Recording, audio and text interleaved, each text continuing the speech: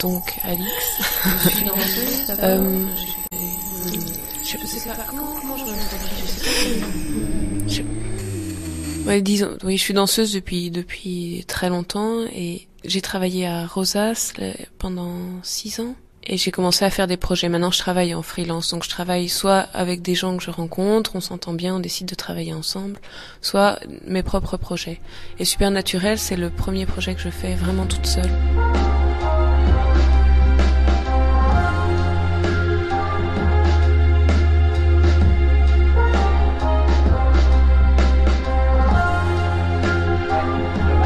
C'est pas mal, et je crois que les 2 derniers sont un peu... Aujourd'hui, on travaille sur la première partie, sur la synchronisation, lumière et son.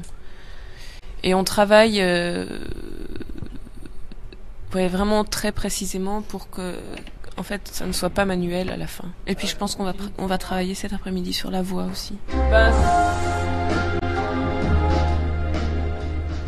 Ça donne envie, mais je sais pas. En fait, ça m'intéresse pas tellement de me définir une identité en tant qu'artiste. Et je crois que c'est la dernière fois que je travaille toute seule aussi.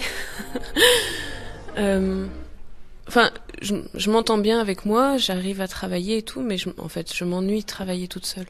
Mais bon, là, par exemple, avec les collaborateurs, avec Bruno Pocheron et Olivier Thiermarche, c'est vraiment, on travaille tout le temps ensemble. Et donc, finalement, ouais, ça a ce côté un peu... Non, ça m'intéresse pas de définir une identité en tant qu'artiste. Moi, j'aime bien rencontrer des gens et faire des collaborations, en fait, travailler en collaboration. Ouais.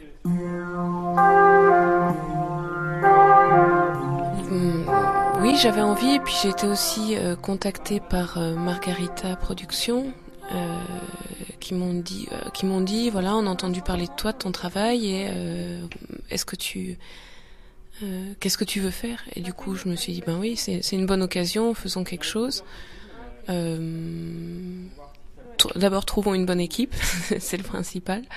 Et puis, et puis le projet a commencé comme ça. Je crois que c'est resté très vague assez longtemps. Et de toute façon, il y a sûrement...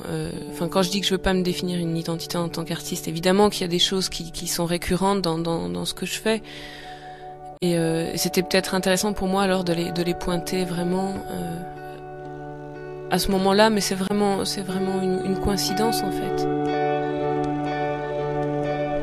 Et vous avez changé le début? Le noir, ça s'allume et ça s'éteint, c'est ça? Au début, tu vois ça? Ouais.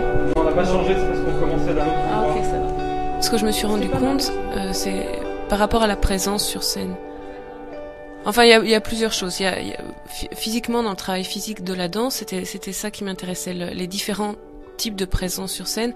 Et en fait, comment tu peux travailler ça pour que ça devienne une technique, que ça soit pas, que ça soit pas quelque chose d'un peu magique, tu es présent ou tu n'es pas présent, mais que ça soit vraiment quelque chose sur lequel tu puisses travailler et un moyen de manipuler, mais pas manipuler dans le mauvais sens du terme, parce que c'est souvent connoté négativement, mais plutôt de comment tu amènes le spectateur à voir ce que tu veux qu'il voit. Ça, en fait, ça a commencé, par exemple, dans des spectacles de Rosas que je n'aimais pas, que je devais quand même faire sur scène, et où j'essayais de, en même temps, me détacher, donc en même temps montrer que j'adhérais pas complètement à ce que je faisais, et en même temps le faire à fond. Et donc j'ai commencé comme ça, et puis c'est quelque chose qui s'est développé de là, je pense. Ouais.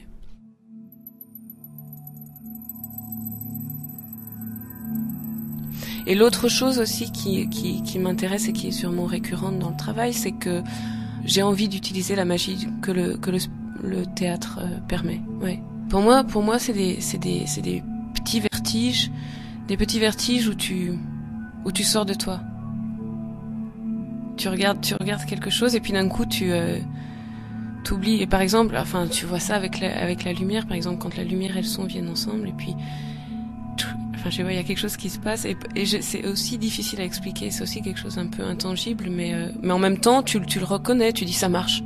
Après, ça marche, qu'est-ce que ça veut dire, comment tu le définis, avec quels critères, mais c'est toujours chercher ça marche partout.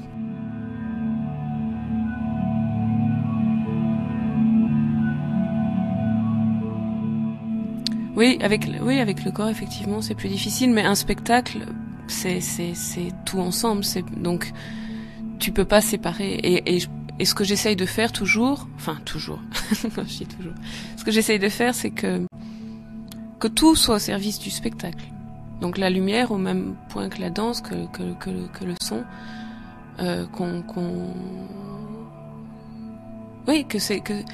donc que ça marche sur le moment même, mais aussi que l'ensemble, tout mis bout à bout ou ensemble, ça marche aussi.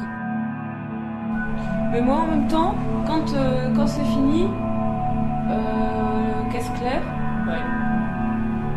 j'aimerais vraiment bien appuyer cette voix, parce que j'aime bien qu'elle commence juste avant la descente et qu'après elle remonte. Tu vois, un truc qui prenne le relais, qui soit... Moins rythmique en fait. Ouais. Plus une nappe. Hein. There's Ouais, plus people une that nappe, can plus see cette voix, parce you qu'elle Alors attends. and people that you can see. I'm not here. Your eyes, the surface of your face, the back of your skull, the back of your neck. You can feel the surface of your skin. Donc il y a 3 parties. Une première partie qui est vraiment un light show sur une chanson.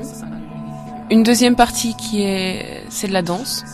Et ça dure 30 minutes. Et c'est une succession de scènes, mais qui en même temps ont une gradation, un développement assez clair, même très clair. Et qui vont vers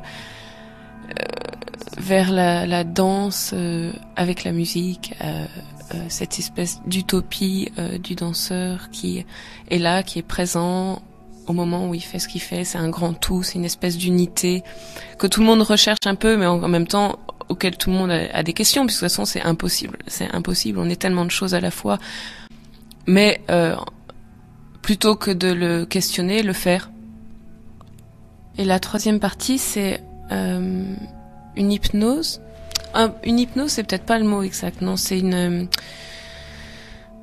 comme un scanner du public. Mais j'ai un peu peur d'en dire trop, mais c'est une voix off qui parle et qui est complètement intime et avec des descriptions assez physiques de l'état de spectateur. Le fait que une voix qui te parle pendant 10 minutes, une voix grave, belle, comme ça, te met aussi dans un état hypnotique. Et ce qui est aussi assez étrange dans cette voix, c'est que c'est quelque chose de très intime, parce que ça décrit des toutes petites choses qui t'arrivent quand t'es spectateur, et des petites choses que tu te dis, oh, je suis le seul à sentir. En même temps, tu sais que ton voisin, il sent la même chose. C'est rassurant, et en même temps, tu te dis, quel dommage, j'aurais bien aimé être le seul à sentir quelque chose comme ça. Your breath is moving up as your ribcage contracts, slipping in and out through your throat. And you could keep that easy rhythm, maybe for just a little bit longer, but soon something will change. Oui, bien sûr. Ah oui. Ça, je le cache pas du tout, au contraire. C'est jouer avec cette manipulation qui est possible. Et mais vraiment dans un souci d'emmener les gens ailleurs, je crois. And you'll start to cough like the person in the back. En tout cas, ce que je voudrais, c'est que ce spectacle soit vraiment une proposition, c'est-à-dire pas un questionnement de ces éléments théâtraux justement, mais plutôt une proposition avec ce que c'est. Tiens, on pourrait faire ça. Et oui, évidemment, et je pense qu'avec la voix aussi, hein, cette partie de voix que j'aime beaucoup, je pense que c'est quelque chose. J'ai l'impression qu'une fois que tu l'as entendu, que quelqu'un est rentré dans ton intimité de spectateur, c'est quelque chose qui reste avec toi, et qu'à chaque fois que tu vas t'asseoir que ça soit dans le train, dans un endroit où t'es assis avec des gens qui sont assis autour de toi, ça peut revenir, c'est quelque chose qui peut revenir. Your back is a little bit tight. There's a kind of curve in your back that isn't exactly normal. There's an extra little push back into the chair. And if you stay there long enough in the same position, your vertebrae will start to fuse together until your spine is a little bit less mobile. And the information moving through is a little bit less free. How many of you are listening to me in a comfortable position? What would you need to move to sit more comfortably?